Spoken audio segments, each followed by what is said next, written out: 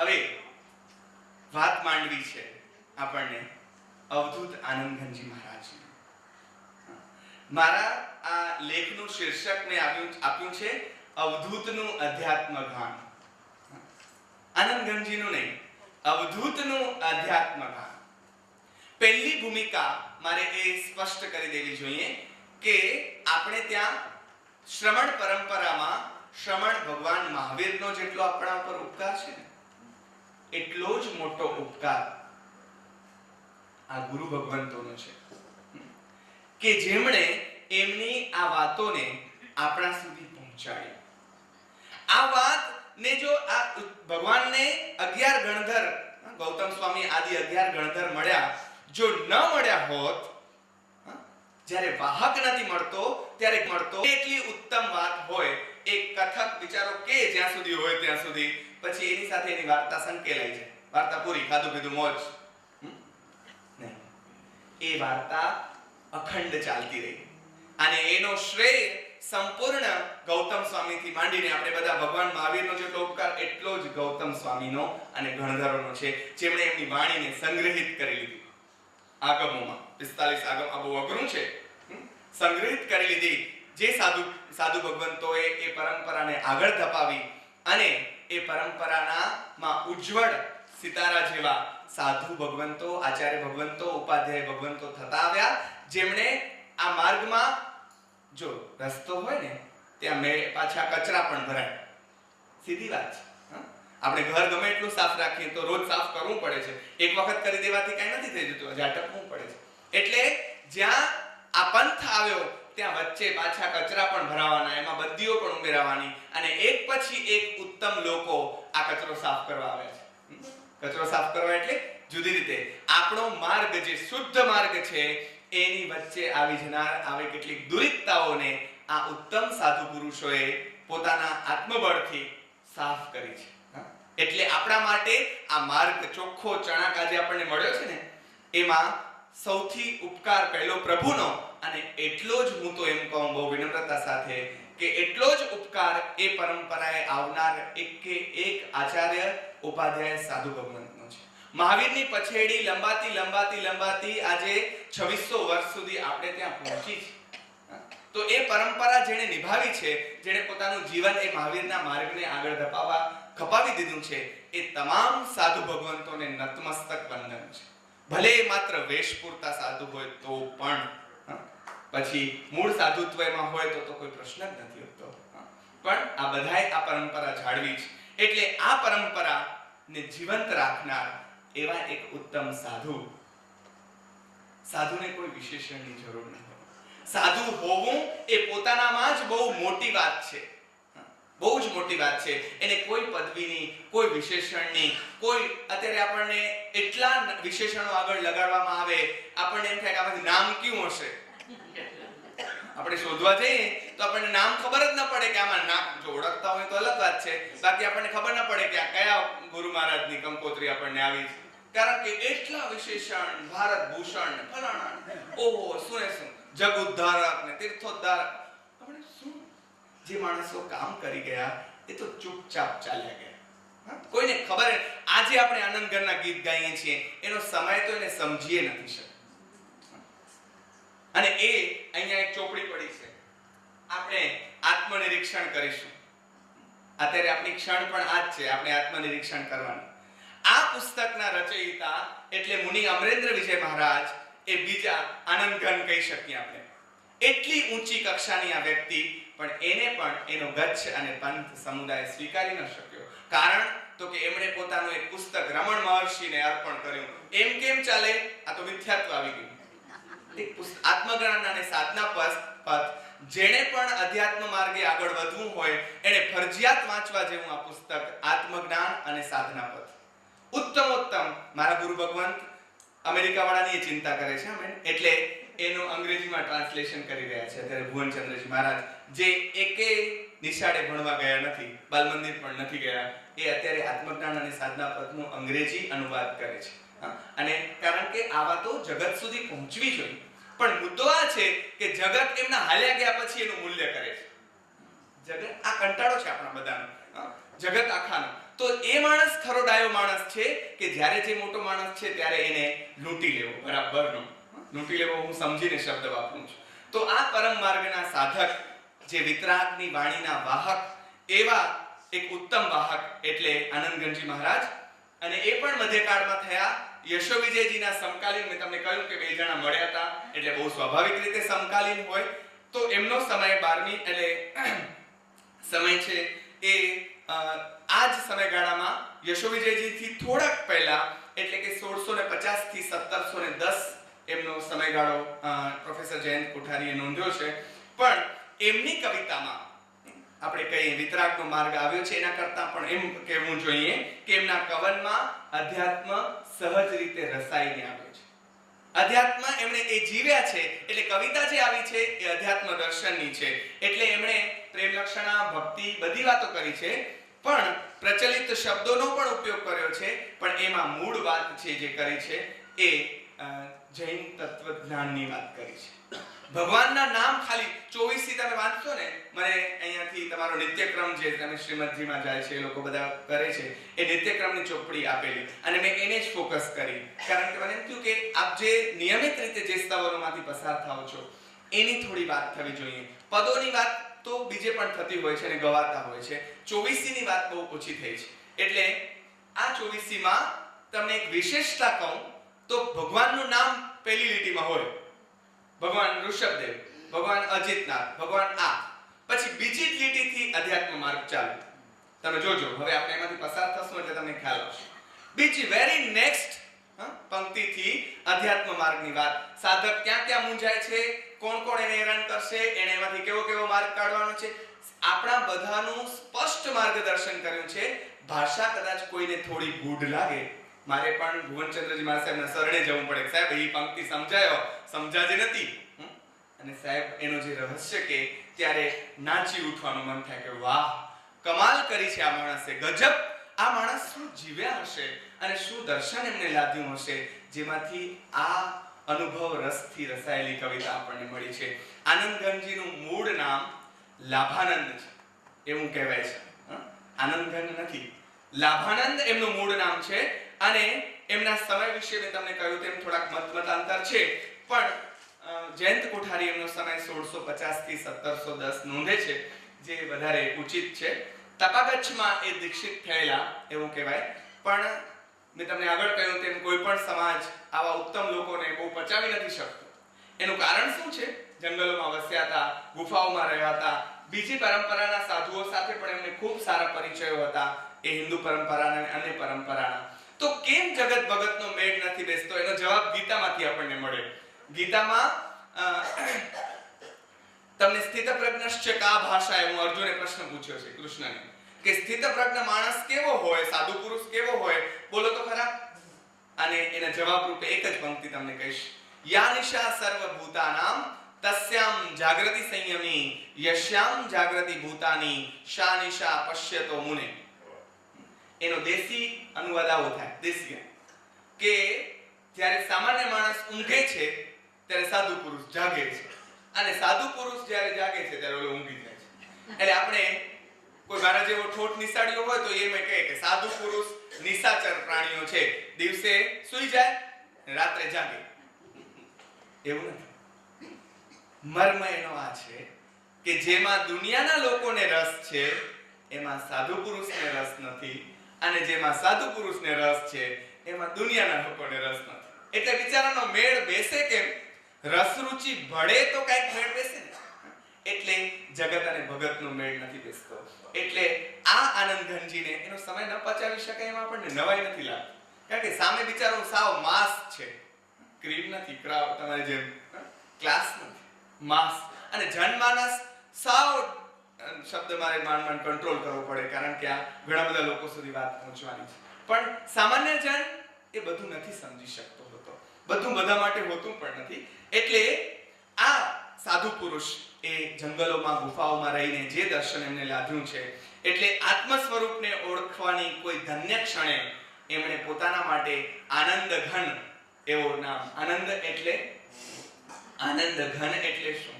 તો કે આનંદનો પિંડ. આનંદનો પિંડ એટલે શું? કોને તમે આનંદનો પિંડ કહેશો? આત્મા.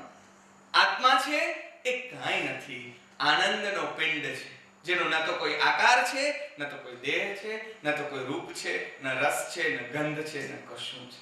એ માત્ર ને માત્ર આનંદનો પિંડ છે.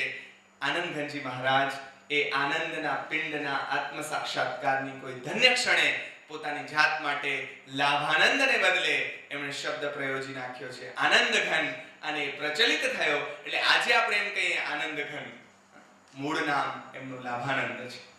પણ એમને એવો લાભ મળ્યો, એમણે એવો લાભ, આ લાભ લઈ શકવો એ બહુ મોટી વાત છે. કારણ કે ક્યાંથી શું મળે, જીનનો માર્ગ તો આપણને બધાને મળ્યો છે, પણ પસંદગીની કલામાં એ માણસ જીતી ગયા, જેમણે એની ખરા માર્ગની પસંદગી કરી, ચાલ્યા અને ખરેખર એ આનંદ ઘન થયા. આપણે પણ આનંદ ઘન છીએ, આપણે પણ આત્મા છીએ ને. આત્મા માત્ર આનંદ ઘન છે, ફરક માત્ર એટલો છે એ આનંદ ઘન સ્વરૂપને પામી ગયા, આપણે એ આનંદ ઘન સ્વરૂપને પામવાની મથામણ કરી રહ્યા છીએ. પણ એ મથામણ એ મજાની છે. મથામણ કરે છે તો વ્યક્તિ ક્યારેક તરતા શીખશે, અને તરતા શીખશે તો એ તરીને ભવપાર થશે અને પ્રાપ્તિ થશે. એટલે આ આનંદ ઘનજી મહારાજની કવિતા એ અનુભવથી રસાયેલી છે. એમાં અનુભૂતિનો રણકો છે, સચ્ચાઈનો રણકો છે. એટલે આપણને કવિતા વધારે ઓલી લાગે છે, અસરકારક. મીરાની સાવ સાદી સીધી કવિતા કેમ આપણને અસર કરે? રામ રમકડું જડ્યું રાણાજી. હવે એ કવિતામાં કાંઈ માલ નથી, કવિતાની રીતે કાંઈ વ્યંજના ને એવું કશું નથી. પણ આ બાઈને રામ મળ્યા પછી એ બાઈ ભૂલી છે. એટલે આપણને એમાં સચ્ચાઈનો રણકો લાગે. એવો જ સચ્ચાઈનો રણકો અહીંયા નાટકીય શબ્દો ક્યાંય નહીં આવે.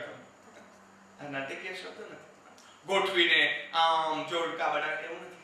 આ તો આત્માનુભૂતિ.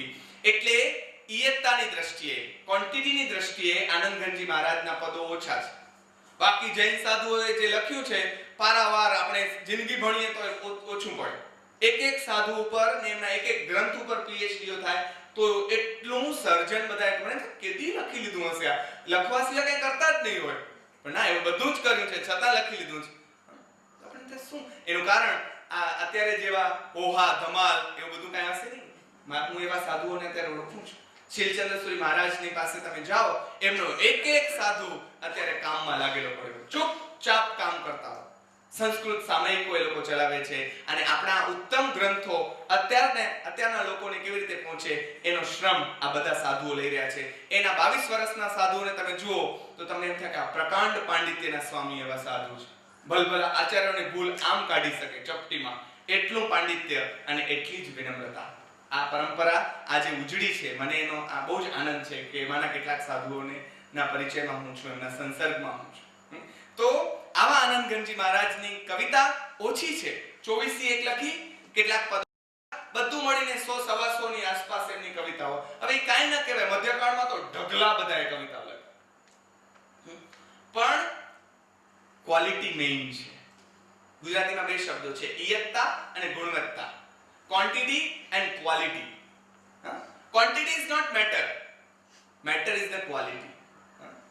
અહીંયા એક પદ તમે બાજુ પર ન મૂકી શકો. મને સુરેશભાઈને કેવું પડ્યું, સુરેશભાઈ માન્યા નહીં, પણ મેં કીધું સુરેશભાઈ આ બધાનો અભ્યાસ કરતા કરતા હું મરી રહ્યો છું, કારણ કે યશો વિજયજીને આપણે નક્કી થયું કે બેયની વાત કરીએ, પણ આનંદ ઘનજીમાં 2 કલાક ઓછા પડશે. તમે એક કામ કરો ને, આનંદ ઘનજી એકલા રાખીએ તો કે ના બધાને કહેવાય ગયું છે, ભલે ફોન મૂકી દીધો.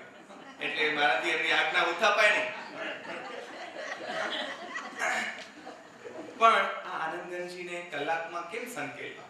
જે માણસે એક એક કવિતા પાસે આપણે અટકી જવું, એક એક પદ પાસે, એક એક શબ્દ પાસે અટકી જવું પડે.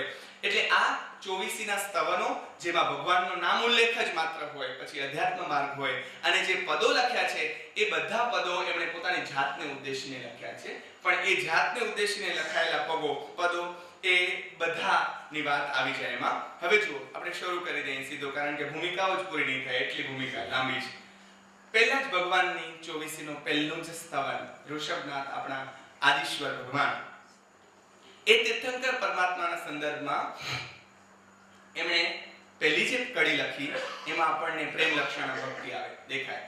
ગયા વ્યાખ્યાનમાં કુમારભાઈએ સ્તવન ગાયેલું, અને બહુ સરસ રીતે એમના જેવું ગાતા મને નથી આવડતું, એની જાહેર કબૂલાત હું પહેલા કરી. તો એ ऋषभजिनेश्वर प्रीतम माहरो रे और न चाहूं रे कंद। ऋषभजिनेश्वर प्रीतम माहरो रे और न चाहूं रे कंद। રીજો સાહેબ સંગના પરિહરે રે ભાંગે સાદી આનંદ। ઋષભજી, હવે આપણને એમ થાય કે આ મજા આવી ગયો, બહુ સરસ, આમ પણ શું સરસ શું? ઋષભજીનેશ્વર પ્રીતમ માહરો રે ઓર ન ચાહું કંદ, ગોવિંદો પ્રાણ અમારો રે। હવે બીજો કોઈ નથી જોયું આ મીરાની વાત, એવી કુમારીથી એમણે કહ્યું ઋષભજીનેશ્વર પ્રીતમ માહરો। ઓર હવે બીજા સ્વામીની મને કાંઈ જરૂર ઓર ન ચાહું કંદ। જો પ્રેમ લક્ષણા પતિ તરીકે સ્વીકારે એમને કે અમારા પતિ છે। પ્રેમ લક્ષણામાં એવું આવે કે ભગવાન પતિ પ્રિયતમ અને સાધક ભક્ત એ પ્રિયતમા, પછી એ પુરુષ હોય કે સ્ત્રી હોય। નરસિંહે એમ કહ્યું પુરુષ પુરુષાતન લીન થયું માહરું, સખી રૂપ થયો આજ ગીત ગાવારે। પૂર્ણ પુરુષોત્તમ તો ભગવાન હોય, આપણે બધા સ્ત્રી, એ ન્યાય આપણે બધા સ્ત્રીમાં આવીએ જો સાધક હોઈએ તો, બાકી પૂર્ણ પુરુષોત્તમ ભગવાન એક। આ તો અને રીજો સાહેબ સંગના પરિહરે રે ભાંગે સાદી અનંત। આપણી ગાડી ત્યાં અટકી મારી, મેં સાહેબને કહ્યું સાહેબ આ ન સમજાણું, ભાંગે સાદી અનંત એટલે શું? ન સમજાણું મને, સ્વાભાવિક છે। એટલે સાહેબે મને સમજાવ્યું। જોજો ચાર પ્રકારના એમણે સમજાવ્યા, પણ હું તમને આ સાદી અનંત શું છે એ જ કહીશ કે સંબંધો એવા હોય પ્રેમના કે બીજા પણ, એમાંથી એક સંબંધ આવો છે। કેટલાક એવા હોય કે જે શરૂ થાય ને પૂરા થાય, કેટલાક એવા હોય ઘણા આપણા શરૂ થાય છે પછી થટફટ પૂરા થઈ જાય છે, પણ કેટલાક એવા હોય જે શરૂ થાય।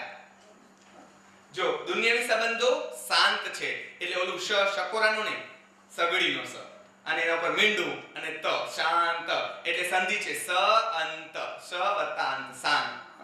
તો જેનો અંત છે, જ્યારે ભગવાન સાથેનો સંબંધ એવી પ્રીત મારે બંધાણી કે એ સાદી અનંત છે। કેવી? શરૂ થઈ, સાદી એટલે શરૂ થઈ, અનંત ચાલશે। અને એ પ્રીતની મજા એ છે કે ભગવાન ગમશે, ભગવાનના ગુણો ગમશે, એક સમય એવો આવશે કે ભગવાન મય થઈ જવાશે, અને છેલ્લી અવસ્થા એ આવશે ભગવાન રૂપ થઈ જવાશે, ભગવાન થઈ જવાશે। આ પ્રેમની તાકાત જોયું? પ્રેમનું પહેલું પગથિયું આ, અંતિમ ભગવાન ખુદ પોતે। પહેલું પગથિયું આપણે ગિરનાર ચડીએ ત્યારે પહેલું, અને છેલ્લો ભગવાન પોતે સ્વયં। અહીંયા આ અવસ્થાની વાત કરી। જોયું? આ સ્તવનને આપણે આ રીતે તો ક્યારે જોયું કે કેમ? કદાચ સુગ્નજનો છો, આ બધા અભ્યાસુઓ છો એટલે જોયું હશે, મેં પહેલી વાર જોયું। મારે સ્વીકાર કરવો જોઈએ કે વાહ, ભગવાનનો આ પ્રેમ એવો વિસ્તરશે કે એક દિવસ મને તારા જેવો જ પ્રભુ, મારે તારા જેવું થવું છે, આપણે કહીએ છીએ તો આ વાત। અને જુઓ, આ પ્રેમની જાહેરાત કરી, પણ એ પ્રેમ કોઈ લીલા પુરુષ સાથે નથી કર્યો। જનરલી પ્રેમ એટલે આપણે પ્રેમ લીલા ને બધું યાદ આવે, એ લીલા પુરુષ સાથે નહીં, કોની સાથે પ્રેમ કર્યો છે? કોઈ કહે લીલા રે અલખ અલખ તણી રે લખ પૂરે મન આશ। બધાને આવા ભગવાન ગમે ને ભાઈ, કે જે તમારી આશાઓ પૂરે, પણ આમને આવા ભગવાન નથી જોઈતા। કપટ રહિત ને લીલા નવી ઘટે રે લીલા દોષ વિલાસ। લીલા તો દોષ છે, કોઈના પર રાજી થાવ ને કોઈના પર એ જોયું આથી હું તને શ્રાપ આપું છું, આમ આ તો લીલા। આ લીલા નહીં, આ મારો આરાધ્ય કોઈ લીલાધર પુરુષ નથી, મારો આરાધ્ય તો પરમ વિતરાગ પરમાત્મા છે। આ વાત સ્પષ્ટ એમણે કરી દીધી। એટલે જુઓ, બાકી બધાનો છેદ ઉડાડી દીધો એમણે, સ્પષ્ટ છે, આ બહુ સ્પષ્ટ છે, કારણ કે તમારે સ્પષ્ટ થવું જ પડે। તમે આ બાજુ જાઓ ને આ બાજુ જાઓ ને આમ ગોથા ખાઓ, હા બધાનો સ્વીકાર, પણ પછી તમે એટલું સ્પષ્ટ હોવું જોઈએ કે મારે માર્ગ ઉપર કોણ બધા। હમણાં શીલચંદ્ર સૂરી મહારાજે બહુ સરસ કહ્યું કે દરેકને પોતાનો પિતા હોય અને પિતા બધાને પોતાનો ગમતો હોય, એના રોલમાં એ ઉત્તમ છે। મારા પિતા મારા જગ્યાએ, પણ મારો બાપ કે તમારા માટે એટલો આરાધ્ય ન હોય, સીધી વાત છે. તમારે તમારા પિતા તમારા આરાધ્ય છે, એટલે તમે એની જ પૂજા કરો. બીજા કોઈના પિતાને આપણે એનો મતલબ એમ નહીં કે માન ના આપીએ, માન ચોક્કસ આપીએ, પણ એ એની જગ્યાએ ઉત્તમ, આપણે આપણી જગ્યાએ ઉત્તમ. તો સ્વધર્મચ્યુત ન થવાની વાત પણ અહીં આવી. અને જોજો છેલ્લે તો કમાલ કરી છે, કમાલ. મને પણ આ પંક્તિ હમણાં સમજાય. ચિત્ત પ્રસન્ન રે પૂજન ફલ કહ્યું રે, પૂજા અખંડિત એ કપટ રહિત થઈ આત્મ અર્પણ રે, આનંદ ઘન પદ રે ઋષભજીનેશ્વર પ્રીતમ માહરો રે. હવે જો આ વાત, ચિત્ત પ્રસન્ન રે, પ્રસન્ન રે પૂજન ફલ કહ્યું. ભગવાનની પૂજાનું ફળ શું?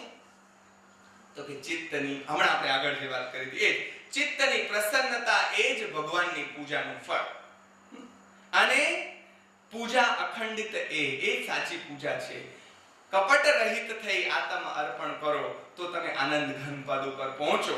તમે પણ પહોંચી શકો છો. કઈ આનંદ ઘન કહે છે મારા એકલાનો કઈ ઇજારો નથી, તમે પણ પહોંચી શકો. પણ મજાની વાત જોજો એમણે જે કરી છે ને એ આ છે, આમાં ભગવાન મળ્યા એ જ સૌથી મોટી વાત. ભગવાનનો માર્ગ મળ્યો એ જ સૌથી મોટી ઉપલબ્ધિ.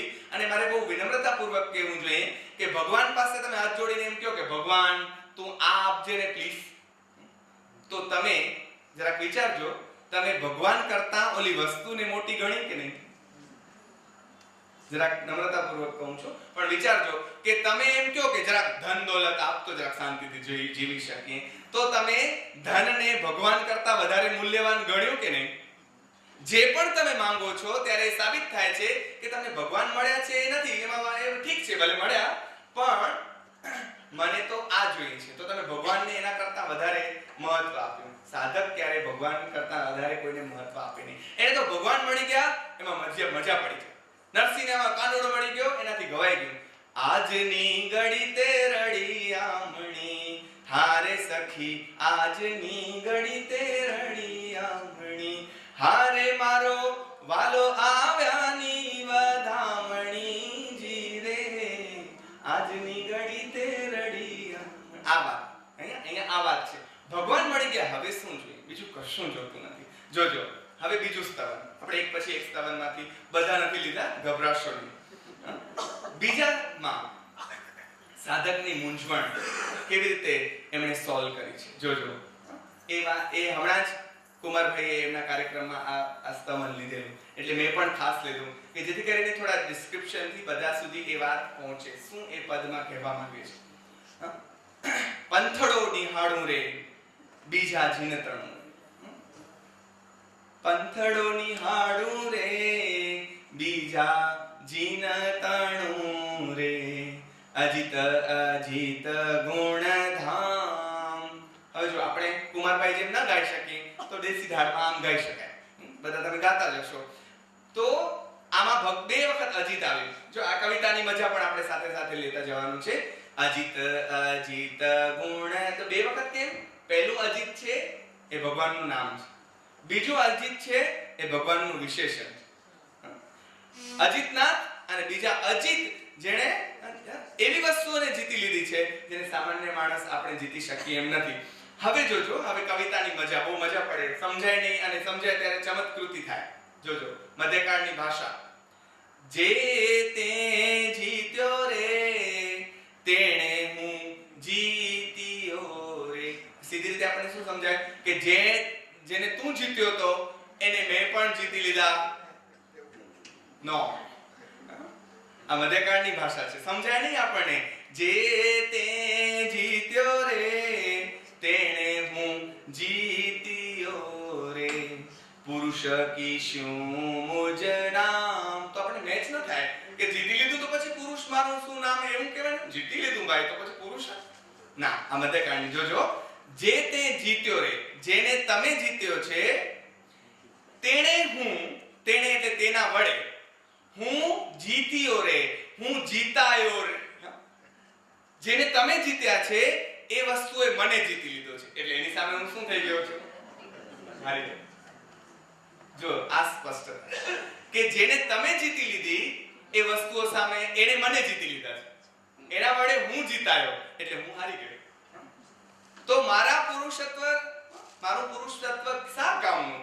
હું પુરુષનું નામ મારું કયા કામનું? જો પુરુષ કીશું મુજ નામ. પુરુષ તો એને કહેવાય જે જાતને જીતી લે. હું નથી. સાહેબ સ્પષ્ટ પોતાની જાતને કહી દીધું. આ જો આ આત્મનિવેદન છે. પોતાની દશાનું સ્વયં પહેલા સ્વીકાર ન થાય ને કે હું ક્યાં છું, તો માણસ આગળ વધી ન શકે. સ્વીકાર છે, હું અહીંયા છું, હવે મને ખબર પડે કે હવે આગળ જવાનું છે. પ્રથમ સ્વીકાર. એટલે આ જુઓ કવિતાની પણ અને મધ્યકાળની મજા આપણને તરત સમજાય નહીં, અથવા તો સમજાય તો ગોથા ખાઈ જાય. અચ્છા, જેણે ભગવાનને જીત્યા હતા જે વસ્તુઓને, એ રાગદ્વેષને આનંદગંજી પણ જીતી લીધું. ના, એ સ્વીકારે છે કે મારાથી નથી જીતાયા, હજી હું એમના વડે હરાયેલો છું. કર્મણી વાક્ય પ્રયોગ છે, જીતાયો. ઓકે, તો હવે તો કેવી રીતે જીતીશ એનો આખો માર્ગ મેં તમને કહ્યો ને કે કેવી રીતે જીતવા. ભાઈ જાતને જીતવી તો કેવી રીતે? તો એના ઘણા બધા માર્ગો છે. એટલે પહેલો માર્ગ સમજાય નહીં આપણને ઘણા બધા. એટલે આપણે શું કરીએ? પરંપરા. પુરુષ પરંપર અનુભવ જોવતા રે અંધો અંધ પલાય. એટલે આપણે ખબર ન હોય ત્યારે આપણે શું આ ગુસ્સે ચલી આ રહી હોય. બધા જેમ આગળ આપણા વડીલો કરતા હતા એમ આપણે કરી, આપણે એ પ્રમાણે ચાલ્યા જઈએ. એ લોકોએ પામ્યા છે, આપણે પામશું. પણ એમાં તો કંટાળો શું છે કે આગળવાળું ગેટું જો આંધળું હોય અને જઈને કૂવામાં પડે તો પાછળવાળા છતી દેખતે આંખે પણ કૂવામાં પડે. એટલે અંધો અંધ પલાય. તો બીજો માર્ગ શું છે? વસ્તુ વિચારે રે જો આગમ કરી રે. તો બીજો માર્ગ એ છે ભાઈ આપણી પાસે આગમ છે. આગમો જેમ કે છે, શાસ્ત્રો જેમ કે છે એમ કરો. તો કે ભાઈ એનામાં મૂંઝવણ શું? ઘડી લખી દીધું. જો આપણા પ્રશ્નો એનો સોલ્યુશન. ચરણ ધરણ નહીં થાય. શાસ્ત્રો પ્રમાણે ચાલવા જાઓ તો પગ નીચેથી જમીન ખસી જાય. હમણાં જોઈએ કે પ્રમાણે જીવન શાસ્ત્રોમાં જે કહ્યું છે પ્રમાણે કરવા જઈએ, આપણને અહીંયા બધી સુવિધાઓની વચ્ચે આપણને એમ થાય કે શાસ્ત્રો sorry you can't do this, તમે કરી નહીં શકો, શાસ્ત્ર પ્રમાણે ચાલવું અઘરું છે. તો પહેલું પરંપરા, બીજું શાસ્ત્રો, ત્રીજો શબ્દ વાપર્યો એમણે તો કે ભાઈ તર્ક લગાડ. તું સમજ જરાક, વિચાર, તર્ક લગાડ. તર્ક આવે ત્યાં શું થાય? વાદ વિવાદ થાય. આ સાચું, આ ખોટું, આ સાચું, આ ખોટું. તો ભાઈ કોણ સાચું ને કોણ ખોટું એ નક્કી પાછું કોણ કરે? આપણને તો ખબર નથી. તો કે એવું કરીએ કે જે ગુરુઓ છે ઉત્તમ, આપણને ખબર છે કે આ ગુરુઓ છે, તો એવા ગુરુનું શરણું પકડી લઈએ અને એ જે રસ્તો કે એ રસ્તા ઉપર ચાલીએ. ગુરુ પણ ઉત્તમ છે કે નહીં એ કોણ નક્કી કરશે? સાચો ગુરુ મળ્યો કે નહીં એ કોને ખબર પડશે? ઓહ ભાઈ બહુ કંટાળો, તો પછી ચાલવું કેમ? આ નહીં, પરંપરાએ નહીં કરવાની, શાસ્ત્ર પ્રમાણે કરવું અઘરું છે, તર્ક કરીએ તો વિવાદ થાય, ચોથું ગુરુને અનુસરવા જઈએ તો સાચા ગુરુ શોધવા મુશ્કેલ, મરી રહ્યા. તો જેની પાસે કાંઈ આ બધું કશું નથી થઈ શકતું એ માણસ કેવી રીતે કામ કરશે? જોજો, સાધક આને કહે છે, ઋષિ આને કહે છે કે જે પોતે પ્રશ્નો કરે અને ઉકેલ પણ પોતે જ આપે છે. જોજો ઉકેલ કેવો આપ્યો? તમારી પાસે તમારું હૃદય છે, તમારી બુદ્ધિ છે. જો અહીંયા આપણે કોઈ એમ કહે કે આનંદઘન જૂનવાણી છે તો હું કેસ કરું એના ઉપર. આ માણસે સ્પષ્ટ કહ્યું તમારી બુદ્ધિ જેમ કહે છે તેમ કરો. જોજો, પણ એમણે સ્પષ્ટતા પાછી બાંધી. શું? કે બુદ્ધિને પણ આપણા સંસ્કારો હોય ને, પૂર્વજન્મના ગાઢ સંસ્કારો છે, એટલે એમાંય કેટલીક બદીઓ, કેટલીક દુરિતતાઓ આવશે. પણ અત્યારે હવે ભાઈ કોઈ રસ્તો નથી, એટલે તમારો વિવેક વાપરો કે તમારો વિવેક શું કહે છે કે આમાંથી શું સાચું હોઈ શકે. એ વિવેક વાપરીને તમારા હૃદયને, કારણ કે હૃદય ક્યારે ખોટું નથી કરતું, હૃદયને પૂછો અને હૃદય જે કહે તે કરો. પણ એક શરત કે ભવિષ્યમાં પણ જો તમને ખ્યાલ આવે કે મારાથી ખોટું થઈ રહ્યું છે, હું અવળે રસ્તે ચડી ગયો, તો પાછા વળવાની તૈયારી હોવી જોઈએ. એટલે અત્યારે જ્યાં સુધી સ્પષ્ટ નથી થયું ત્યાં સુધી તમે ધીરજ રાખી, ભગવાનનો માર્ગ છે ને આમ ઝટ દેતા ને ફટ દેતા ને મળી જશે ને કામ થઈ જશે, ચમત્કાર થયા ને આમ કૃપા થઈ ને સીધું મોક્ષ, એમ નહીં થાય. આ તો પરિશ્રમનો માર્ગ છે. એટલે તો આપણે ભગવાનના માર્ગને કહીએ છીએ શ્રમણ પરંપરા, જેમાં શ્રમ કેન્દ્રમાં છે, પરિશ્રમ મસ્ત છે, કૃપા નહીં. ફરીને મારે કહેવું પડે તો અહીંયા કે આ તો આમ કરતા વાર લાગશે, હજી સમય જશે, પણ એ વિરહની વેદના પણ મજાની છે. વિરહની વેદના જે ભોગવી છે એને આનંદ આવ્યો છે. શબરીની વાત આગળ જે કરી હતી એના ધૈર્યથી આપણને કામ લેવું પડશે, અને કામ લઈશું તો એક દિવસ આ થશે. પણ જુઓ એના આ માર્ગ છેલ્લે વિવેક ઉપર એમણે વાત મૂકી કે તમારા વિવેકથી તમને જે ઉચિત કરો. ત્રીજા ભગવાનની સ્તુતિ સંભવનાથ.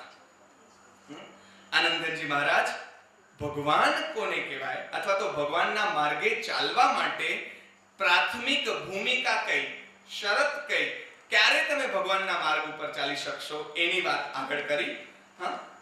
જોજો કેવી રીતે કરે છે. સંભવ દેવ તે ધૂર સેવા સેવેરે લહી પ્રભુ સેવન ભેદ. અને હવે મૂળ અગત્યની વાત આવે છે. સેવન કારણ પહેલી ભૂમિકા રે અભય અદ્વેષ અખેદ. સેવન કારણ પહેલી ભૂમિકા રે અભય અદ્વેષ અખેદ. અભયની વાત આપણે કરી ગયા છે એટલે હું રિપીટ નહીં કરું. પણ સાધકની પહેલી શરત આ છે, એમાં 3 ક્વોલિટીઝ હોવી જોઈએ. It is must. પહેલો એ અભય હોવો જોઈએ, એના તરફથી કોઈને ભય નહીં, એને કોઈનો ભય નહીં. ઓકે, આપણે વધારે નહીં જોઈએ. અદ્વેષ, રાગ હશે તો ક્યાં કે ચાલશે ભગવાન તરફનો ને, પણ દ્વેષ નહીં ચાલે. એટલે પહેલા દ્વેષ, આપણે ત્યાં રાગ દ્વેષથી મુક્ત થાવ એમ કહે છે. એટલે પહેલા રાગ ના, પહેલા ભગવાન એમ કહ્યું છે દ્વેષ મુક્ત થાવ. દ્વેષ અગ્રી, બહુ ખોટી વાત છે. રાગ તો ક્યાં કે ચાલો. ગૌતમ સ્વામીનો છેક સુધી નહોતો છૂટ્યો. એટલે રાગ તો છેક સુધી રહેશે, કદાચ તો વાંધો નહીં, પછી છૂટી જશે. દ્વેષ બહુ અઘરી ગાંઠ છે જે છૂટતી નથી. એટલે પહેલા અદ્વેષ. અને જોજો ત્રીજો શબ્દ છે અખેદ. હવે આ શબ્દ મૂંઝવે આપણને. અખેદ એટલે આપણને ખેદ ન કરવો. ખેદ એટલે ખોટું લાગે આપણને. આથી બહુ ખેદ થયું. આપણે કોઈ જતું રહે તો આપણે એવો શબ્દ વાપરીએ કે આપણા ઘરેથી આ જતા રહે, આપણે બહુ ખેદ છે, દુઃખ છે. ના, મધ્યકાળમાં ખેદ શબ્દનો અર્થ જુદો કર્યો છે. ખેદ એટલે થાક, ટાયર્ડનેસ, થાક. ભગવાનની આ યાત્રા એટલી લાંબી ચાલવાની છે કે સાધકે પહેલેથી આ સાવધાની રાખવાની છે કે થાકવાનું નથી. થાકી જઈશ તો કામ નહીં ચાલે. આજે ચાલુ થઈ કાલે પૂરી નહીં થઈ જાય. આ તો ચાલ્યા જ કરશે. એટલે 3 શરત તારી પહેલી જોવાની છે.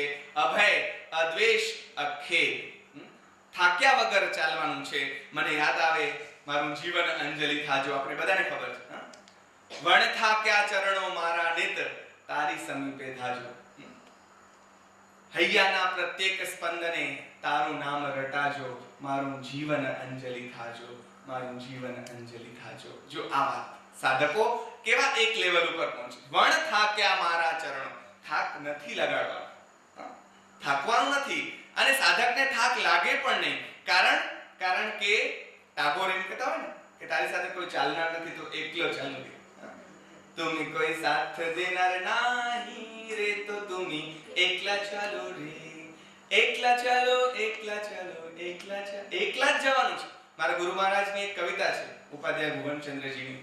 એકલની પગદંડી, આ તો એકલની પગદંડી. પુલ નથી અહીં નથી પાટિયું, ના લાલ કે લીલી ઝંડી.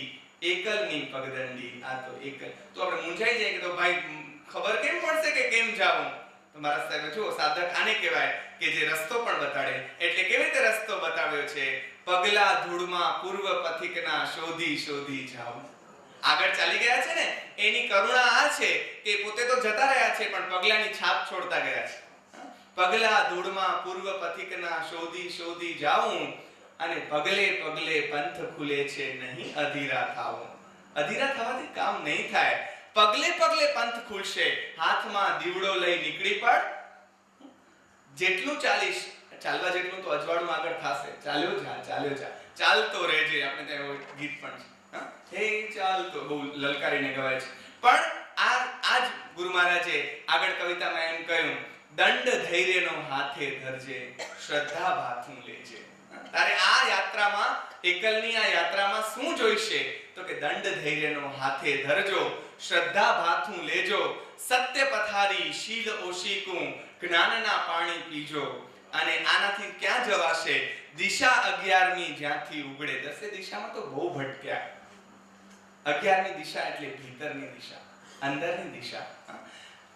દિશા 11મી જ્યાંથી ઉગડે એવી ભીતરની પગદંડી, આ તો એકલની પગદંડી, આ તો એકલની પગદંડી. જો દર્શન કેવું સરખું હોય, એ મધ્યકાળનો કવિ આનંદ ઘન અને આ અર્વાચીન કાળના આપણી વચ્ચે જ વિદ્યમાન કવિ દર્શન, એક દર્શન ઉપર જ્યારે સાધક પહોંચે છે ત્યારે એ જ લેવલની, એ જ કક્ષાની વાત આવે છે. એટલે આ વાત, ધીરજની વાત એમણે આમાં કરી. તો વિતરાગ પરમાત્મા વિતરાગ કેમ થયા એનું રહસ્ય પણ આપણી સમક્ષ મૂકી દીધો શીતલનાથ ભગવાનના સ્તવનમાં. શીતલ જીનપતિ લલિત ત્રિભંગી, વિવિધ ભંગી મન મોહે રે, કરુણા કોમલતા તીક્ષ્ણતા ઉદાસીનતા સોહે રે. ભગવાનનો શણગાર શું? તો કે કરુણા કોમલતા તીક્ષ્ણતા ઉદાસીનતા સોહે રે. ભગવાન થવાની 3 શરત છે. કઈ? ભગવાને 3 કામ કર્યા. એક, કોમળતા, કરુણા, બીજા જીવો પ્રત્યેની કરુણા. તીક્ષ્ણતા, કઠોરતા, પોતા પ્રત્યેની કઠોરતા, કારણ કે કર્મોને ખપાવવા છે ને. અને ઉદાસીનતા. શેની ઉદાસીનતા? જગત પ્રત્યેની ઉદાસીનતા. આપણે જયવિરાયમાં જે ઉદાસીનતાની વાત કરેલી, ભવ નિર્વેદની વાત જે કરેલી, એ આધ્યાત્મિક ઉદાસીનતાની વાત કે જેમાં કોઈ પણ હોય, એ સુખ હોય કે દુઃખ હોય, બંનેથી જે માણસ અલિપ્ત રહે, એનાથી ઘણી આગળની વાત ઉદાસીનતા. આવા ભગવાનની વાત. અને આવા ભગવાન જ્યારે મળે ત્યારે જો એમાં ભક્તિ પણ વળી જાય. એટલે કવિ આવું પણ ગાઈ લે, દેખણ દે રે સખી દેખણ દે, ચંદ્ર પ્રભ મુખ ચંદ સખી મુને દેખણ દે. અને કેવા છે ભગવાન જોજો, ઉપશમ રસનો કંદ સખી મુને દેખણ દે, સેવે સુર નર ઇન્દ સખી મુને દેખણ દે, ગત કલિમલ દુઃખ દ્વંદ સખી મુને દે. આવા ભગવાનને મારે જોવા છે. સખી જરાક જોવા દે, આડી ખસ તો ખરી જરાક. અને કેવા ભગવાનને જોવા છે? ઉપશમ રસનો કંદ. જે કંદ છે શેનો? ઉપશમ રસનો કંદ. એવા ભગવાનને એને જોવા છે. અને આ ભગવાનની વાત કરતા કરતા જોજો અધ્યાત્મની વાત કેવી કરી. જે શમી ગયા છે એવા ભગવાન, સ્થિર થઈ ગયા છે એવા ભગવાન, પણ એ વાત કરતા કરતા અધ્યાત્મની વ્યાખ્યા એ જ સ્તવનમાં આવે. નિજ સ્વરૂપ જે ક્રિયા સાધે તે અધ્યાત્મ કહીએ રે, જે ક્રિયા કરી ચૌગતિ ચૂરે તેના અધ્યાત્મ કહીએ. તો ક્રિયા અને વ્યવહાર અને નિશ્ચયનો ભેદ, ક્રિયા અને જ્ઞાનનો ભેદ એમણે સ્પષ્ટ કરી દીધો કે જે ક્રિયા કરીને અધ્યાત્મમાં તમે ઊંડા ઉતરો છો તો એ ક્રિયા કામની. બાકી ખાલી માળા જપવાથી કાંઈ નહીં થાય, ખાલી પ્રતિક્રમણ કરવાથી કાંઈ નહીં થાય, ખાલી પૂજા કરવાથી કાંઈ નહીં થાય. પણ કંટાળો શું છે? જય જયકાર છે ને બહુ સહેલો છે. ઉશિયાવર રામચંદ્ર કી જય, પવન સુત હનુમાન કી, બહુ આમ તાન ચડ્યા, બોલો મહાવીર સ્વામી ભગવાન કી તો જય. એવું કેટલું સહેલું, બહુ જ સહેલું. પણ હમણાં કોઈ એમ કે જય એને જ બોલવાની કે જે મહાવીરના માર્ગ ઉપર ચાલતા હોય તો એ સાયલેન્ટ થઈ જાય. માર્ગ ઉપર ચાલવું બહુ અઘરું છે. માર્ગ ઉપર ચાલવું, જય બહુ સહેલી વાત છે, આરતી કરી લેવી બહુ સહેલી વાત છે, ગુણગાન ગાઈ લેવા છે. એના પ્રમાણે એટલે ભગવાન મને એમ થાય કે રાજી ક્યારે થાય? તમે એના 2 ગીત ઓછા ગાશો તો હાલશે. આ કઈ ફૂલણજી કાગડો નથી કે આપણે એના વખાણ કરીને રાજી રાજી ભલે બેટા લેતો જા. એ તો ત્યારે રાજી થશે જ્યારે તમે એમ કહો પપ્પા you are the great, you are the great, એમ કરીને તમે બાપાનું જ ખાધા કરો તો બાપા રાજી થાય? ના રાજી થાય. બાપા ક્યારે રાજી થાય કે ભાઈ તું તારા પગ ઉપર ઊભો ક્યારે થઈશ, ક્યારે કમાઈશ, ચાલ કામ કરવા માંડ. અને એ નાનકડું પણ કામ કરીને આવે ત્યારે પિતા રાજી થાય. તો આપણો ભગવાન ક્યારે રાજી થશે?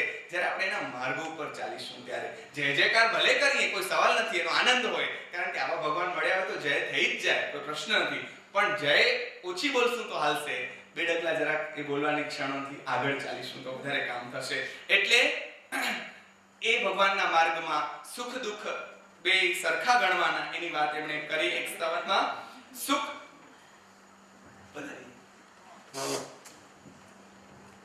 દુઃખ સુખ રૂપ કર્મ ફલ જાણે, નિશ્ચય એક આનંદો રે, ચેતનતા પરિણામ ન ચૂકે, ચેતન કહે જીન ચંદો રે. દુઃખ સુખ એ તો આવ્યા કરવાના ભાઈ, દિવસ રાતની જેમ. પણ જીનના માર્ગે ચાલતા વ્યક્તિ માટે એ માત્ર કર્મનું ફળ રૂપ જ છે. જેવા કર્મ કર્યા હશે એ પ્રમાણે એનો ઉદય થયો ને આવ્યો. સુખ પણ કર્મનો ઉદય છે, દુઃખ પણ કર્મનો ઉદય છે. નરસિંહે તો અમારે એમ કહ્યું, ભૂતળ ભક્તિ પદાર્થ મોટું બ્રહ્મલોકમાં નાહી રે, પુણ્ય કરી અમરાપુરી પામ્યા, અંતે 84 માહી રે. સ્વર્ગમાં કેટલા દી રહેવા મળશે? તમે 5 સ્ટાર હોટલમાં જાઓ, ધનજીભાઈ જેટલા હોય સ્ટોકમાં એટલા દી રહેવા મળે. તમે એમ કહો કે હવે કાંઈ છે નહીં, તો ગમે એટલા મોટા માણસ હોય તો કે ભલે ભાઈ નમસ્તે, બહુ આનંદ થયો. રૂપાળી બાઈઓ આપણને હાથ જોડીને કે, કારણ સ્ટોક પૂરો થયો આપણી પાસે. તેમ પુણ્યનો સ્ટોક હશે ત્યાં સુધી સ્વર્ગમાં રહેવા મળશે, અંતે પાછા એ 84. આખરે તો પુણ્ય અને પાપ બંનેથી મુક્ત થવાનું છે, એમ જીન માર્ગ કહે છે. કોઈ પણ ઉત્તમ માર્ગ આમ કહે છે. હિન્દુ દર્શન પણ આમ જ કહે છે કે પુણ્ય જ બાંધવાનું નથી, ખાલી પુણ્ય બાંધો, કારણ કે એનાથી તમને સારો એવો આગળ વધી શકો, એના માટે સંચિત કરો. આખરે તો પુણ્યથી પણ મુક્ત થવાનું છે. તો અહીંયા દુઃખ સુખ રૂપ કર્મ ફલ જાણે છે જે સાચો સાધક છે. નિશ્ચય એક આનંદ રે. સાચું હોય તો એક આનંદ રૂપ ધામ જ છે, એક આનંદમય તત્વ જ છે, અને એમાં રમમાણ કરો. જો સાચે એમાં રમમાણ કરશો, ચેતન રૂપ તમે છો, ખરા ચેતન રૂપને જો તમે પામ્યા, ચેતનતા પરિણામ ન ચૂકે. તમારા આત્મ તત્વને ઓળખી લીધા પછી, તમે ચેતન રૂપ છો એ સમજી લેતા પછી, એ જો તમે પરિણામ ચૂક્યા તો ગફલતમાં ગયા છો. ચેતનતા પરિણામ ન ચૂકે, ચેતન કહે જીન ચંદો રે. આ જે ચંદ્ર પ્રભુ કે જે ભગવાન થયા, એમ હું પણ એવો જ ચંદ્રમા છું. દેખણ દે રે સખી, મને જોઈને પણ કોઈ કહેશે દેખણ દે રે સખી મને દેખણ દે. પણ ક્યારે? જ્યારે મારી અંદરનું આ આનંદનું રૂપ જે છે એ પ્રગટ થશે ત્યારે. તો જોજો હવે બીજી એક સ્પષ્ટતા, બહુ મેં તમને આગળ પણ કહેલું કે બહુ જ આખા એકદમ સ્પષ્ટ વક્તા છે. સાચા માણસને કોઈની બીક રાખવાનું કારણ નથી, એટલે એકદમ સ્પષ્ટ કહી છે. સાધુની એમણે વ્યાખ્યા કરી, અને વ્યાખ્યા બલબલા સાધુઓને ધ્રુજાવી દેવી છે. કેટલી કેવી છે? આત્મ જ્ઞાની શ્રમણ કહાવે, બીજા તો દ્રવ્યલિંગી રે. શ્રમણ આપણે ત્યાં શાસ્ત્રોમાં પણ એમ કહ્યું છે, એ જ વાત એમણે ટાંકી. સાધુ ક્યારે ખરો સાધુ થાય છે? માત્ર વેશ પહેરી લેવાથી સાધુ નથી થતો. સાધુ ત્યારે ખરો સાધુ થાય છે જ્યારે તેને આત્મદર્શન લાદે છે ત્યારે. જેને આપણામાં શબ્દ વપરાયો છે સમ્યક્ત્વ. જૈન દર્શન એના માટે શબ્દ વાપરે છે સમ્યક જ્ઞાન. સમ્યક જ્ઞાન વાળો સાધુ જ સાચો સાધુ છે એવું જૈન દર્શન કહે છે. બાકી ત્યાં સુધી શું છે? વેશ છે, સાધુપણું નથી. પણ આપણા માટે હવે અત્યારે એવા સાધુઓની શોધ કરવી બહુ મુશ્કેલ પડે, બહુ ભાગ્ય મળે, જૂજ મળે. વાંધો નહીં, પહેલા વેશ પહેરી લો, કાંઈ વાંધો નહીં, પણ પછી તો સમ્યક્ત્વ તરફ આગળ વધો. લક્ષ્ય તો આપણું એવું હોવું જોઈએ ને કે સમ્યક્ત્વ આવશે ત્યારે ખરું સાધુત્વ પ્રગટશે. તો આનંદજીએ આ કહ્યું કે વસ્તુગતે જે વસ્તુ પ્રકાશે, જે જેવું છે વસ્તુગતે એટલે શું? વસ્તુગતે જે વસ્તુ પ્રકાશે, જે વસ્તુ જેવી છે એવી જેને દેખાય એ સાચો સાધુ. એવી એને દેખાય એટલે આમાં એક માઇક લાગે ના, જે નાશવંત છે એ નાશવંત લાગે, જે શાશ્વત છે એ શાશ્વત લાગે. એ બે વચ્ચેનો ભેદ કરી શકે. એને પછી શરીરનો મોહ ન રહે, કારણ કે એને ખબર પડી જાય કે આ શરીર તો નાશવંત છે, અમર એક આત્મા છે. તો એ પછી શરીરના પંપાડવામાં, એની માયાજાળમાં રાચે નહીં, કારણ કે એ ભેદ સમજી જાય. વસ્તુગતે જે વસ્તુ પ્રકાશે, આનંદ આનંદ ઘનમત સંગી. એની મતિ આવી હોય. જો આવો સાધુ હોય તો એ સાધુ છે, બાકી બધા નાપાસ. તમને બધાને આપણે ત્યાં અત્યારે મુદ્દો એ થયો છે કે વેશમાં જ ઇતિશ્રી માની લેવાય છે. ઇતિશ્રીમાં સમજતા હશો તમે બધા. ઓ ધેટ્સ ઇટ, આપણે રાજી પડે, બહુ સંતોષી, આપણે એટલા બધા સંતોષી કે સુખી જ સુખી હોય. વેશ પહેરી લેવાથી ઇતિશ્રી નથી માનવાની, એનાથી આગળ વધવાનું છે. અને જોજો મજાની વાત, આ ભગવાનનો માર્ગ કેવો, એ 14માં ભગવાનની નું બહુ જાણીતું સ્તવન. આમને સુરેશભાઈને બહુ ગણ કે આ સ્તવન તો તમે લેજો જ લેજો, એટલે મારે એમની આજ્ઞા પ્રમાણે એ પણ લીધું. કયું? ધાર તલવારની. તમને બધાને ગમતું હશે, બહુ જાણીતું છે. ધાર તલવારની સોહેલી દોહેલી, બહુ સરસ ગવાય. ધાર ઝૂલણામાં છે, આપણને કેટલા બધા સ્તવનો ઝૂલણામાં છે. ધાર તલવારની સોહેલી દોહેલી 14માં જીન. હવે વળી મેં તમને કહ્યું એમ ધીમું ફાસ્ટ બે ગાઈ શકાય. 14માં જીન તણી ચરણ સેવા હે ધાર તલવારની. પણ આમાં મૂંઝવણ એ થાય કે આપણે એમ થાય કે આ શું ધાર તલવારની સોહેલી દોહેલી. ધાર તલવારની સરળ પણ છે, દોહેલી પણ છે, સમજાય નહીં કઈ. અચ્છા, ભગવાનનો માર્ગ સરળ છે, શું સમજ? I don't understand. વળી મારા સાહેબના શરણે, સાહેબ આ ચેલા કરો મંગેતા આનંદ ગણનને ખબર નથી કે ધાર તલવારની સોહેલી અટકવાનું છે ત્યાં. તલવારની ધાર તો સરળ છે, દોહેલી અઘરું શું છે? 14માં જીનતણી ચરણ સેવા. અલ્પવિરામ છે ત્યાં, જોજો. હવે મને સમજાવ્યું સાહેબ, ત્યાં જો અલ્પવિરામ છે. ધાર તલવારની સોહેલી. હવે આગળ બીજું વાક્ય અહીંયાથી છે. દોહેલી 14માં જીનતણી ચરણ સેવા. કારણ ધાર પર નાચતા દેખ બાજીગરા. ધાર પર તો બાજીગર પણ નાચી શકે છે. નટ બજાણિયા, જે લોકો શરીરને વશમાં કરી લીધું ને આ કસરતો કરી, એ લોકો ધાર ઉપર, તલવારની ધાર ઉપર નાચી શકે છે. સેવના ધાર પર ન રહે દેવા. આ ભગવાનની સેવનાની ધાર એવી અઘરી છે, એટલે કે એનો માર્ગ, એની સેવા એટલે એની કઈ સેવાની જરૂર જ નથી. ભગવાનને એની સેવાની કઈ જરૂર નથી. એના ભગવાનની સેવા એટલે એના માર્ગ ઉપર ચાલવું. તે એટલું અઘરું છે કે સ્વયં દેવો પણ એ કરી શકે એમ નથી. તો આપણી શું વિશાળ ખ્યાલ આવે? આ સ્પષ્ટતા જો એમને કહ્યું કે ધાર તલવારની દોહેલી સોહેલી દોહેલી 14માં જીનતણી ચરણ સેવા. સ્પષ્ટતા કરી. એટલે આપણે તો ઘણીવાર એમ કહ્યું ભક્તિ ખાંડા કેરી ધાર, એવું બીજા અમારા સંત કવિઓએ કહ્યું. આનંદગંજી એના કરતા પણ આગળ કહે છે. ખાંડા કેરી ધારથી પણ આગળની વાત આ ભક્તિ છે. એટલે આનંદગંજી મહારાજ સ્પષ્ટ વક્તા, એમણે આ જ પદમાં કહ્યું ગચ્છ ભેદ બહુ નયન નિહાળતા તત્વની વાત કરતા ન લાજે. આગળ ઉદર, આ તો એનાથી પણ આગળ વાગે એવું છે. ઉદર ભરણાદી નિજ કાજ કરતા થકા મોહ નડિયા કલિકાલ રાજે. સાધુ તો થયા, વાત તત્વની પણ કરી રહ્યા છે, અને આ બાજુ ગચ્છ ભેદોમાં અટવાઈ ગયા છે. એમને ગચ્છ ભેદમાં અટવાયેલી વ્યક્તિ તત્વની વાત કરતા શરમ પણ નથી આવતી. કારણ કે મહાવીરના માર્ગમાં, જીન માર્ગમાં ક્યાં આવા ભેદો? જ્યાં અનેકાંત હોય, જ્યાં સર્વનો સ્વીકાર હોય, ત્યાં ભેદને ક્યાં કારણ રહે છે? પોતાના જ ભાઈઓ દિગંબર શ્વેતાંબરનો ભેદ, એમાં પણ દેરાવાસી સ્થાનકવાસીનો ભેદ, એમાં પણ તપાગચ અચલ ગચ પાયચલ ગચનો ભેદ, આ ગચ ખરતર, અરે શું એમાં પણ આની ના ભાઈ ના.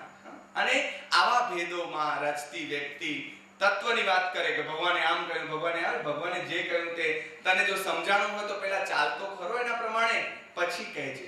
કહેવું બહુ સહેલું છે, કરવું અઘરું છે. એટલે કહેવામાં બહુ મજા, આપણે અહીંયા હું બોલી જાઉં, તમે બધા સાંભળો, ઓહો વાહ વાહ વાહ. કરવું બહુ અઘરું છે. એટલે કરે છે એનું મૂલ્ય છે. આને બહુ સ્પષ્ટ કહ્યું, આ તો પેટ ભરવાના સાધન. હું મારી જાતને સર્વોપરી બતાડું એટલે મારી પાસે આવે, મારા ભક્તો થાય, અને આ લોકો મારા ગુણગાન ગાયા કરે, અને મને એક બધું બોરાવ્યા કરે, બધું આમ કર્યા કરે. ના, એ સાચો માર્ગ નથી. એ જ વાત એમણે આગળ કરી. ધર્મ ધર્મ કરતો જગ સૌ ફિરે, ધર્મ ન જાણે હો મર્મ. ધર્મની વાત બધા કરે છે. ધર્મનાથ ભગવાનનું જો અહીંયા ખાલી નામ જ છે ધર્મનાથ, બાકી વાત અધ્યાત્મની. મેં આગળ જે સ્પષ્ટતા કરી કે ભગવાનનું નામ માત્ર જ છે, પછી મૂળ તો માર્ગની વાત છે. એટલે ધર્મ કરતો જગ સૌ ફિરે, ધર્મ ન જાણે હો મર્મ, ધર્મ જીનેશ્વર ચરણ ગ્રહ્યા પછી કોઈ ન બાંધે હો કર્મ. જો સાચો જન્મ, તમે એમ કહેતા હો કે હું જૈન છું, તો એ જૈન ત્યારે સાચો જૈન થાય જ્યારે એ નવા કર્મો બાંધવાનું બંધ કરે, ત્યારે થાય. નહીતર માત્ર આપણે કહેવાના જૈન હોઈ શકીએ. એટલે અહીંયા જુઓ, આપણે ત્યાં 12 ભાવનાઓમાં સંવર અને નિર્જરાની જે વાત આવે છે, સંવર અને નિર્જરાની, કે પહેલા તો માર્ગને પામ્યા, સમજ્યા, તો અટકો. સંવર ઇઝ ટુ સ્ટોપ, અટકો, બારીઓ બંધ કરો, હવે નવું તો આવવા ન દો. અને નિર્જરા જે છે એને ખપાવો, જે માલ પડ્યો છે સ્ટોક અંદર કર્મોનો, એને દૂર કરો. એટલે સાધક એ ખરો સાધક છે કે જે આ કર્મને ક્ષય કરવા માટે જ મથી રહ્યો છે. પછી નવો કર્મ બાંધે એટલો સાવધ હોય. ગઈકાલે અમારી વાત થયેલી કે સાધુ કે સાધક એકદમ સાવધ હોય. એક ક્ષણ, હિન્દુ દર્શન માટે શબ્દ વાપરે છે અપ્રમત્ત. કેવો હોય? એકદમ જાગૃત. એક ક્ષણ સાધુ જાગ્યા જ કરતો હોય. એટલે કે આપણે જેમ સુવે નહીં રાત્રે, એવું નહીં. સુવે તો એ જાગતો હોય, જે માણસ અંદરથી જાગી ગયો. એટલે નરસિંહે એમ કહ્યું, જાગીને જોઉં તો જગત દીસે નહીં, ઊંઘમાં અટપટા ભોગ ભાસે. જાગી ગયો ને એક વખત માણસ, એને જગત નહીં દેખાય, જગતથી પર દેખાશે. અને ઊંઘમાં છે ત્યાં સુધી અટપટા ભોગ ભાસે, ત્યાં સુધી આ બધું જગત ને એનું આ ગમ્યું તે ગમ્યું બધું લાગ્યા કરશે. જાગી ગયા પછી એ માણસને જગત દેખાવાનું બંધ થઈ જશે. તો આ માણસ પણ એ માણસ ક્યારે આવો થશે? જ્યારે એના માટેની શરત મૂકી. જો આનંદગંજી મહારાજના એક પદમાં કે એ માણસ સાધક કેવો હોય? માન અપમાન ચિત્ત સમગણે. માન મળ્યું કે અપમાન મળ્યું, એક સમાન જેને છે. સમગણે કનક પાષાણ રે, વંદક નિંદક સમગણે. હમણાં તમે વખાણ કરો કે કોઈ નિંદા કરો, ઇટ્સ ઓકે. મારું કામ વાત મૂકવાનું હતું. તમને ગમી તો વાહ ભલા, ન ગમી તો કઈ નહીં ભાઈ, બીજી વાર નહીં આવીએ, બસ. એનાથી ક્યાં મોટી વાત છે? વંદક નિંદક બેઉ સમગણે, ઈશ્યો હોય તું જાણ. ભગવાનનો માણસ આવો હોય, સાધક આવો હોય. સદભાગ્યે મને એવા ઉત્તમ ગુરુજનો મળ્યા છે. મારો એક અંગત દાખલો ટાંકવાની રજા લઈશ. મારા લગ્ન નિમિત્તે મારા ગુરુજન એવા ડોક્ટર દર્શનાબેન ધોળકિયાએ મારી પત્ની માટે એક સરસ વીંટી સોનાની આપેલી. પછી લગ્ન પછી અમે પહેલી વાર મળવા ગયા ત્યારે હાઈ કાનની બુટ્ટી આપી. ત્રીજી વાર કંઈ કહેવા નિમિત્તે ગયા ત્યારે ત્રીજી વાર બુટ્ટી આપતા હતા. એટલે મેં કીધું, મારા બેન, તમારી ભલાઈને મહેરબાની, આ ત્રીજી વખત તમે સોનાની વસ્તુ આપો છો, કઈ વિચાર છે તમને? ત્યારે મને એમનો જે જવાબ હતો ને, એ આ સાધકની અવસ્થાનો જવાબ હતો. મને એમણે કહ્યું કે અમારા ગુરુ કૃષ્ણએ ગીતામાં એમ કહ્યું છે કે સાધકે લોખંડ અને સુવર્ણ બેયને ધાતુ સમાન ગણવી. આ ધાતુ છે અને આ ધાતુ છે, બે ધાતુઓ છે. હવે આ ધાતુ ને આ શું? તમને સોનું લાગે છે, મારે મન આ ધાતુ જ છે. એટલે તમે ચૂપચાપ લઈ લો, હમણાં ના એક દઈશ લગાડી. આ અવસ્થા જુઓ, આ કે જેને કનક પાષાણ રે એક સરખા ગણે છે. સમગણે કનક પાષાણ, જેને સુવર્ણ પણ એટલું જ છે અને પાષાણ પથ્થર પણ એ જ છે. એ ખરો સાધક છે. એટલે આ વાત, અને જો સૌથી મોટી વાત છે ને, મનને વશમાં કરવાની છે. એટલે આનંદગંજી મહારાજ પોતે પણ પૂછ્યું, હે ભગવાન, મનને કેમ વશ કરું? મનડું કિમહી ન બાજે હો કુંથુ જીન, મનડું કિમહી ન બાજે, જીમ જીમ જતન કરીને રાખું, તેમ તેમ અલગું ભાજે. જેમ જેમ પકડવા જઈએ છીએ, મારા દયારામ એમ કે, મન મારું ઢળકતું ઢોર નગરમાં ઘૂમે. આપણે અહીંયા બેઠા મન ક્યાં ને ક્યાં ફરી આવે. હાય, આપણું અહીંયા શરીરમાં, અમારે ઘણા વિદ્યાર્થીઓને હું કહું કે તમે બધા મન સાથે અહીંયા રહેજો પ્લીઝ, નહીતર કાંઈ જરૂર નથી, તમે હાલે જાઓ વર્ગની બહાર, કાંઈ વાંધો નહીં. કારણ કે મન, શરીર અહીંયા હોય અને બેઠે બેઠે મન સ્વપ્ન જોતું હોય કે કાશ, તમે બધા સમજી ગયા શું સ્વપ્ન જોતા. એટલે મનને વશમાં કરવું બહુ અઘરું છે. એટલે ભગવાનને આ માંગે છે કે ભગવાન, આ મનને વશ કેમ કરવો? કારણ કે મન એવં મનુષ્યાણામ કારણમ બંધ મોક્ષયો પિતામાં કૃષ્ણએ કહ્યું, મન જ બંધ અને મોક્ષનું કારણ છે. તો એ મનને વશ કરવાનો માર્ગ તમે બતાડો એવી વિનંતી પણ ભગવાનને કરી. અને જુઓ એનો માર્ગ બતાડતા ભગવાન એટલે આનંદગન મહારાજ શું કહે છે આપણને? આત્મ ધર્મ અનુસરી રમે જે આત્મ રામ રે. ક્યારે તમે આનંદઘન થાશો? તમે એમ જો મેં તમને કહ્યું તેમ આનંદઘન ઈચ્છે છે કે આપણે પણ આનંદઘન થઈએ.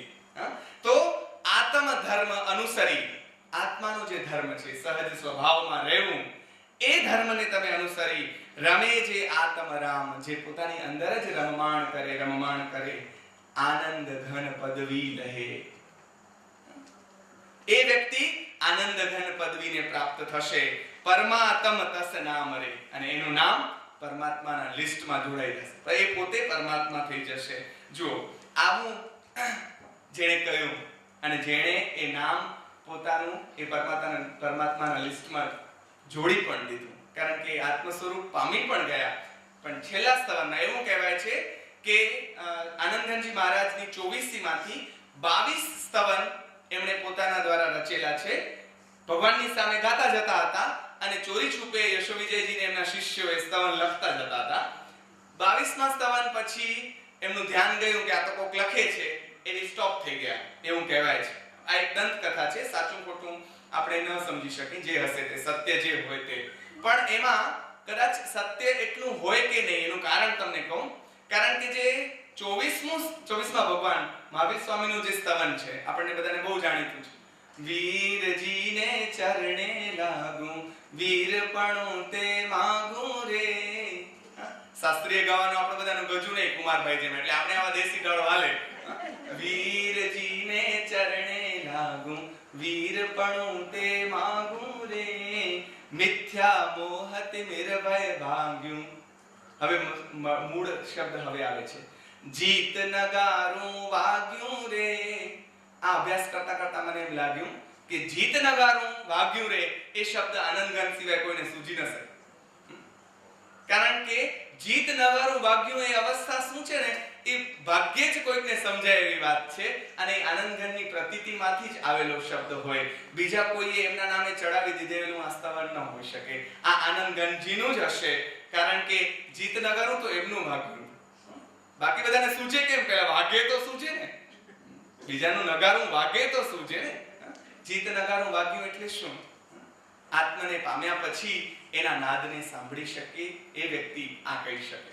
તો એ જ વ્યક્તિ એમ કહી શકે અબ હમ અમર ભય ન મરેંગે. એ વ્યક્તિ એમ કહી શકે, કારણ કે મરનાર શરીરથી અલગ થઈ ગયા છે. શરીર મરે છે, આત્મા ક્યાં મરે છે? એટલે આત્માની જે રમણતા છે એ પામી ગયા. અને એ સાચુકલો સાક્ષાત્કાર, પ્રતીતિ જેને આપણા માટે શબ્દ વાપરીએ, એ સાક્ષાત્કાર જે પામ્યા એ વ્યક્તિ આમ કહી શક્યા. અને એ વ્યક્તિ જેને પોતાના આત્માને પામી લીધો એ પછી આપણને એમ કે આશા और न की क्या कीजिए, आशा और न की क्या कीजिए, ज्ञान सुधा रस पीजे आशा. બીજાની શું તું આશા કરે? તું પોતે આનંદનો પિંડ છે, તું પોતે જ્ઞાનનો પિંડ છે, તું પોતે સહજાત્મ સ્વરૂપ છો. તું કેમ બીજાની અપેક્ષા રાખસ? તારી જ અંદર જોવાનું છે, તારી જ અંદર ડોક્યું કરવાનું છે, તારે તને જ પામવાનું છે, બીજા કોઈને પામવાની જરૂર નથી, તારે તને જ પામવાનું છે. અને એટલે જ આવા કવિઓ જે પોતે પામી જાય ને, ઉઠી જાય અને બીજાને ઉઠાડવાનું મન થાય. બધા સૂતા પડ્યા હોય તો બધા સૂતા પડ્યા હોય. આપણા ઘરમાં બધા 10-10 વાગ્યા સુધી સૂતા હોય તો બધા સૂતા હોય, પણ એમાંથી માં વેલી જાગી જાય અને એને કીડીઓ ચડ્યા કરે. આ લોકો કેમ ઉઠતા નથી? આ લોકો કેમ ઉઠતા નથી? એ ચડે, કીડી ચડે એને. એમ આનંદગંજીને પણ કીડી છે કે આ લોકો ક્યારે જાગશે? એટલે ક્યાં સોવે ઉઠ જાગ બાઉરે, એમનું એક પદ. છેલ્લા કેટલાક પદો લઈને વાત પૂરી કરું. ક્યાં સોવે ઉઠ જાગ બાઉરે. આપણે એમ થાય બીજા કોઈને કહ્યું? આ તો પોતાની જાતને જ ઉદ્દેશીને કહેવાયેલા પદો છે, પણ આપણા બધાને કામ લાગે એવા પદો. ક્યાં સોવે ઉઠ જાગ બાઉરે, ક્યાં સોવે ઉઠ જાગ, અંજલિ જલજું આયુ ઘટત હૈ, દેત પહોરિયા ધરી ધાવ. આંગ ખોબામાં પાણી લઈએ કેટલી વાર ટકે? વાટકામાં હજી પડ્યું, ખોબાને તો કેટલા બધી ધાર, અહીંયાથી ગમે એટલો પ્રયત્ન કરી એમાં પાણી નીકળી રહ્યું છે. હા, અંજલિ, ખોબામાંથી તો પાણી વહી રહ્યું છે, હમણાં પૂરો થઈ જશે તારો સમય, માટે હે સાધક સાવધ થા, જાગી જા હે ભાઈ. આ બધા જ સાધુઓ પોતે જાગ્યા અને બીજાને જગાડવાનું કામ એમણે કહ્યું. એટલે કારણ શું કામ? કારણ કે આ મનુષ્ય દેહ માંડ મળ્યો છે, એમને નથી મળતો, માંડ મળ્યો છે. એટલે બીજા પદમાં આ જ વાતને ફરી રીતે સમજાવવા એમણે કહ્યું, બહેર બહેર નહીં આવે કી અવસર, બહેર બહેર નહીં આવે, વારંવાર નહીં પડે મળે ભલા ભાઈ, તારી મહેરબાનીને ભલાઈ. કારણ કે જો આ સંતોની કરુણા છે, પોતે જાગી ગયા પછી બીજાને જગાડવા માટે એ લોકો મથે છે કે હું તો જાગી ગયો પણ બીજો ક્યારે જાગશે? એટલે હે ભલા મારા ભાઈ, તને વારંવાર અવસર નહીં મળે, જાગ જાગ, તારી મહેરબાની. એટલે આવા કોઈ વિરલા પુરુષો જ દુન્યવી સુખો મેળવીને રાજી ન થાય. આવા લોકો તો આનંદના રૂપને પામીને જ રાજી થાય. એટલે એમની પસંદગી જુઓ કેટલી હાઈ છે એ ખ્યાલ આવે આપણને. આ લોકો પસંદગીની કલામાં જીત્યા છે. અને આવો માણસ જ્યારે એક કક્ષાએ પહોંચે છે ત્યારે એને પછી રામ, રહીમ, કૃષ્ણ, પાર્શ્વનાથ આ તે જુદા લાગતા નથી. એટલે એ પદ, જે પદ 10મીમાં હું ભણેલો અને મને અત્યારે બહુ યાદ આવે, અમારા ભગવતી પ્રસાદ છોટાલાલ માસ્તર, જેમણે મને આ પદ, અમને આજે રાત્રે ઉઠાડો ને તો આ પદ મોઢે જ અમને 5 વખત તો એ ગવડાવતા મોટેથી. અમે એ કવિતાઓ ભણીએ ત્યારે આખી સ્કૂલ ભણી ન શક્યું, એટલા મોટેથી પહેલા ગવડાવે. એટલે કવિતા કાનથી વાંચો એવું અમારા વિવેચકોએ કહ્યું છે. કાનથી બોલાય ત્યારે એનો રવ તમારા લોહીમાં ભળી જાય. એટલે આ કવિતાઓ લોહીમાં હાલી ગઈ. રામ કહો, રહેમાન કહો, કૌ કાન કહો, મહાદેવરી, પારસનાથ કહો, કૌ બ્રહ્મા, સકલ બ્રહ્મ સ્વયમેવરી. રામ કયો, રહેમાન કયો, પારસનાથ કહો, બધા જ એક જ તત્વ છે.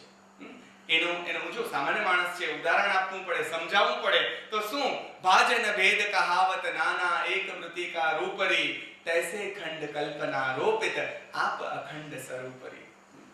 ઘાટ ગળિયા પછી નામ રૂપ જૂજવા, અંતે તો હેમનું હેમ હોય, એમ જ નરસિંહ કહે છે. આ જ વાત આનંદગંજી મહારાજ કહે છે કે ભાજન ભેદ કહાવત નાના, માટીમાંથી બનાવેલા વાસણો ઘાટ પ્રમાણે નામ આપ્યા. આ માટલું છે, આ તાવડી છે, આ છે, આ કુંડી છે, અંતે તો એનું માટીત્વ એ મૂળ છે, એનામાં રહેલી માટી એ મૂળ છે. એનું ઘાટ પ્રમાણે નામ આપ્યા. આ લોકો બધા નિજ રૂપ રમે, રામસો કહીએ, રહીમ કહે, રહેમાન રી, પરસે રૂપ પારસો કહીએ. આખી કવિતા બહુ સરસ છે. પણ છેલ્લી એક વાત કરીને મારી વાત અહીંયા આનંદગંજીની અધૂરી છોડું કે આવા આનંદગંજી મહારાજ પાસે એ સમયના લોકો કેવી અપેક્ષાઓ લઈ જાય. કંટાળો આ છે સૌથી મોટો કે કયા માણસ પાસેથી શું માંગવું એમાં ભલભલા થાપ થઈ જાય છે. આનંદગંજ પાસેથી શું લેવા જેવું હતું એ થોડું ઘણું આમાંથી નીકળીને મને એમ થાય કે આ શું છે. અહીંયા કુમારભાઈ આનંદગંજી પાછળ ગાંડા થયા હોય તો ઓમે તો ન થયા હોય. ઓમે કાંઈક એમાં એવું છે કે જે તમને બીજે નથી પ્રાપ્ત થઈ શકે એવું કોઈક તત્વ. પણ આવા માણસો પાસે આપણા, જેને આપણે શ્રાવકો કહીએ, કહેવાતા શ્રાવક તો આવો ન હોય, પણ આવા લોકો, એ સમયના લોકો, છેલ્લું બહુ જાણીતું ઉદાહરણ આપીને મારી મનની પીડાને થોડો વ્યક્ત કરી લઉં કે આપણે આવા ઉત્તમ સાધુજનો પાસેથી કેવી અપેક્ષા રાખીએ છીએ. આનંદગંજી મહારાજ પાસે તમને બધાને ખબર છે, રાજાની રાણી જાય છે અને કહે છે કે મને દીકરો થાય એવા આશીર્વાદ આપો. આનંદગંજ પાસે આપણે દીકરો લેવા જઈએ, શરમ આવવી જોઈએ. આનંદગંજ એટલે હમણાં મેં મારી એક જગ્યાએ કહ્યું વાત કરતા કે તમે વિતરાગ પરમાત્મા પાસે જાઓ અને વિતરાગના માર્ગને બદલે તમે એમ કહો કે ભગવાન આપણા બિઝનેસમાં લેણી થાય, જો થાશે તો હું નાળિયેર વધેરીશ. એને કાંઈ જરૂર નથી નાળિયેર વધેરવાની. મારું હાલે મારું અંદરનો મુસલમાન જાગે ને તો ઈ નાળિયેર એના જ માથા ઉપર ફોડી નાખે. કોની સામે તમે નાળિયેર વધેરવાની વાત કરો છો? ખ્યાલ આવે? આનંદગંજી પાસે જઈને ઓલી બાઈ કે મને દીકરો થાય એવા આશીર્વાદ આપો. આનંદગંજી કે ભલી બાઈ, હું સાધુ વિતરાગી વૈરાગી, તને દીકરો થવાના આશીર્વાદ કેવી રીતે દઉં? તો કે ના, તમારે દેવા જ પડશે. સ્ત્રીઓની પાસે ભલભલાનું નથી હાલ્યું. આખરે આનંદગંજી કંટાળ્યા. એ કે ભલે આલે માદળિયું. ત્યારે મુસ્લિમોનો સમય હતો ને, માદળિયું તાવીઝ જેને આપણે કહીએ છીએ, માદળિયું બાંધી દીધું. લે બાઈ લે, જાન છોડ અહીંયા. આવા લોકોને કંટાળો આવે આવા બધા મૂળ સાધના કરવી છે. એટલે ગઈ. ઓ બાઈને કુદરત પ્રતાપે 9 મહિને હાઈ રૂપાળો મસ્ત કુંવર જન્મ્યો. એટલે હોય તો રાજીની રેડ કે આ તો આનંદગંજી મહારાજે દીધેલો. આપણે ઘણા એમ કે આ તો દેવનો દીધેલ છે ને મારો. કાંઈ દેવનો દીધેલ નથી, આવવાનો જ હતો. તો એ એટલે બોલીએ પ્રેમથી, ત્યાં વાંધો નથી, કોઈ સવાલ નથી. પણ કર્મ ઉદય જ્યારે જેને જ્યાં જન્મવાનું હોય ત્યાં જે જન્મે છે. તો ભાઈ રાજી થતી થતી આવે છે અને કહે છે આનંદગંજી મહારાજ, આનંદગંજી મહારાજ, તમારી કૃપાથી જોયું મને સંતાન થયું. ઓકે, હોતું હશે તો ભૂલી ગયા હતા. સાધુ એને કહેવાય એક સેકન્ડમાં ભૂલી જાય. ભૂલવું એ બહુ મોટી કળા છે. આપણે ભલભલા મોટા માણસો આ નથી કરી શકતા. હમણાં તમે મને જરા કામ કહી લીધું, હું મરીશ ત્યાં સુધી એને યાદ રાખીશ કે તે દિવસે કુમારભાઈ 2 વાર જ હસ્યા, ત્રીજી વાર હસ્યા નહીં. અને એમણે મને જરાય દાદ ન દીધો. મને આમ ખટક રહેશે. શું ભલા ભાઈ, ભૂલી જવાનું શીખ. ભૂલી જતા આ સાધુ એક સેકન્ડમાં ભૂલી જાય. કોઈ બાઈ આવી હતી માદળિયું લઈ, આ તો ભૂલી ગયા હતા. ઓલી આવીને કહે છે કે તમારી કૃપાથી. તો કે હોતું હશે, મારી કૃપા કામ કરતી હોય તો કે ના, તમારી કૃપા. તો કે તને શું સાબિતી? તો કે જોયું આ માદળિયું તમે આપ્યું તું, ઓછીતું યાદ આવે. હા સાચી વાત છે. એટલે કહે છે કે જો તો ખરી ભલીબાઈ, એમાં વાંચીને જો તો શું લખ્યું છે, રાજા કી બીવી કો લડકા હોવે કે ન હોવે ઉસમે આનંદ ઘન કો ક્યાં. આ લખેલું છે. રાજાની પત્નીને પુત્ર થાય કે ન થાય, આનંદગણને શું લેવા કે દેવા. પણ કંટાળો આ કે આપણે આનંદગણ પાસે લેવા દીકરો જઈએ. કેટલાક એવા વિરલા હોય જે આનંદગણ પાસે આનંદનું દર્શન લેવા જાય.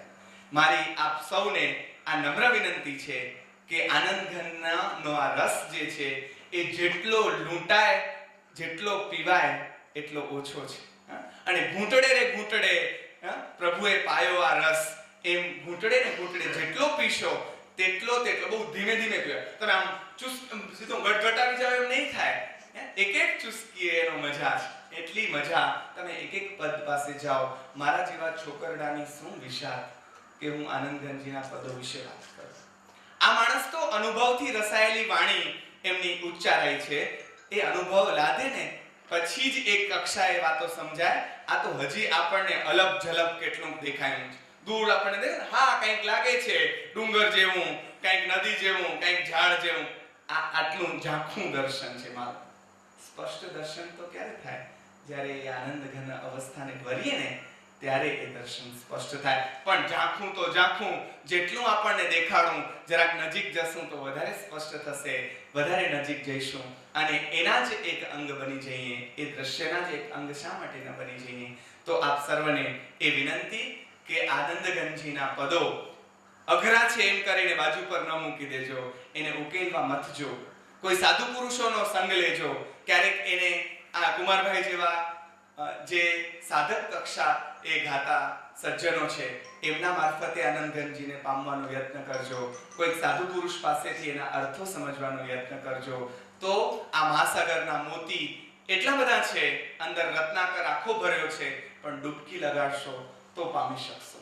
અને જે પામ્યા છે એ મજાથી અત્યારે એ લોકો એ બધા છુપાવીને બેઠા છે, કહેતા નથી બધા જે પામી ગયા છે. પણ આપણે એ રત્ને ઢાંક્યા એટલે ચિત્રે ઢાંક્યા રતનને શોધી લેવાના છે. એવા સાધુ પુરુષો આજે પણ છે કે જે આનંદગંજીને બરાબર પામી શકતા હોય. એવા કોઈના ચરણોમાં ઉપનિષદ રચજો, એમની પાસે બેસજો અને આ પદોને જેટલા વધારે સમજી શકાય એટલા સમજી આ માર્ગ ઉપર આગળ વધો એવી અભ્યર્થના.